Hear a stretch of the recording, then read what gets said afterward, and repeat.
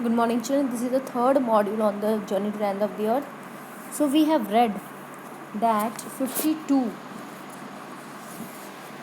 people were there on this program, and as the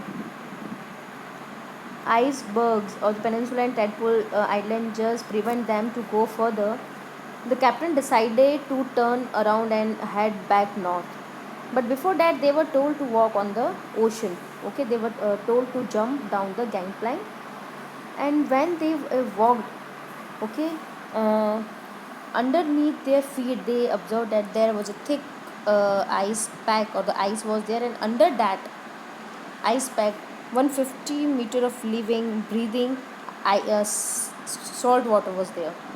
In the periphery, in the periphery means out surface, on the outer surface, carburetor seals were stretching and sunning themselves on ice floes, much like stray dogs will do under the shade of a banyan tree. He says that as we see how the stray dogs just relax under the shade of a tree, in the same way what they have seen, that the seals is okay. This is one type of animal, you might have seen it, seals. Seals, they just stretching means they were just prowling, they were just spreading and enjoying the sun, and they all were just lying on the floating sheets of ice. It was nothing short of a revelation. Everything does indeed connect. He says that everything, whatever they have seen there, everything is interconnected with each other.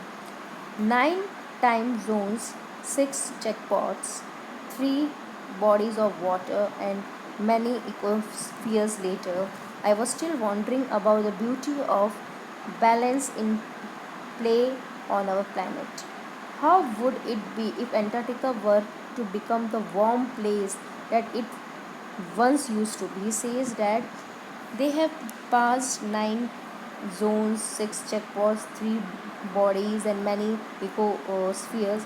And now, what the author is, she is just amazing. She's wondered at what will happen if the Antarctica will just shift and again it becomes so warm as it was earlier.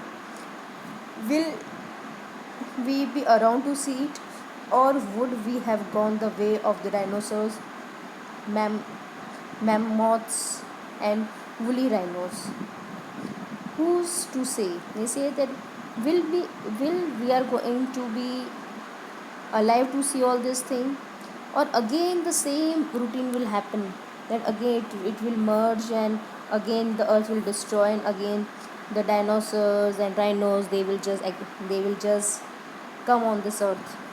Who's to say? But after spending 2 weeks with a bunch of teenagers who still have the idealism to save the world, all I can say is that a lot can happen in a million years, but what a difference a day makes. So he says that a lot can happen in the million years. Obviously, a lot of changes are going to happen. Okay, so he says that, and but what a difference a day makes. A day makes a lot of, means by making a day useful, you can make a month useful, a week useful, a year useful. In the same way, a small thing can give a big result to you.